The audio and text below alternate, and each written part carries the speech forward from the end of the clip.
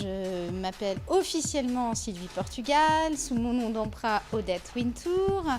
En fait, je suis styliste photo depuis 15 ans. Alors, j'ai toujours été une chasseuse. En fait, à chaque fois que je pars en voyage, j'ai beaucoup de chance parce que je suis partie de nombreuses fois par le biais de mon boulot et puis en perso. Et à chaque fois que je pars quelque part, je chasse une nouveauté, une idée, un accessoire, un bijou, une fringue, quelque chose que j'ai envie de ramener et qu'on ne trouve pas à Paris. Et un jour, je me suis dit, mais au lieu de les garder pour moi, pourquoi j'en ferais pas un site où j'en fais profiter un petit peu les gens autour de moi. J'aime pas beaucoup parler de moi en général et j'avais pas du tout envie de me mettre en avant sur ce site. Donc, mais en même temps j'avais envie de garder le lien avec ce que je suis et j'ai eu l'idée de créer un petit personnage fictif.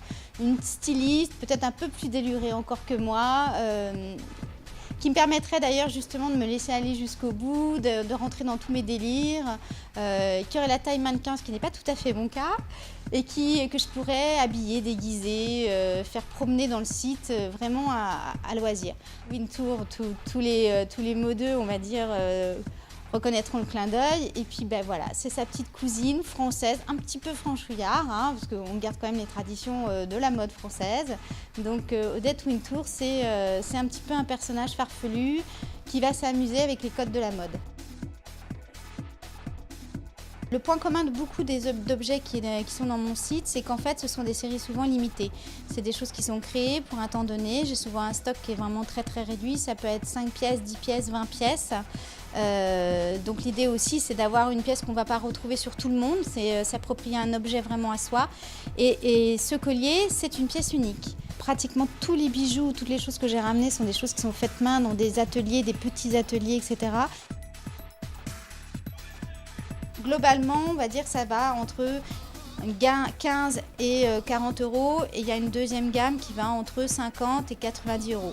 Après, les seules choses qui sont un peu plus chères, en fait, ce sont les pièces uniques parce que ce sont des belles pièces en métal, c'est des strass travaillés, c'est quelque chose quand même qui est très qualitatif. Ça, c'est des pièces qui vont entre 120 et 190 euros. Ainsi que les sacs qui sont entièrement faits main. Comme j'ai expliqué, ils sont tissés sur des métiers à bois à l'ancienne, tout est teint à la main, la découpe du cuir est faite à la main, tout est surpiqué à la main, c'est vraiment un travail magnifique, y compris tous les détails à l'intérieur, les pochettes sont faites pour le portable, pour le poudrier, pour tout, tout est extrêmement étudié. Et ça, c'est des pièces effectivement qui sont aux alentours de 190 euros.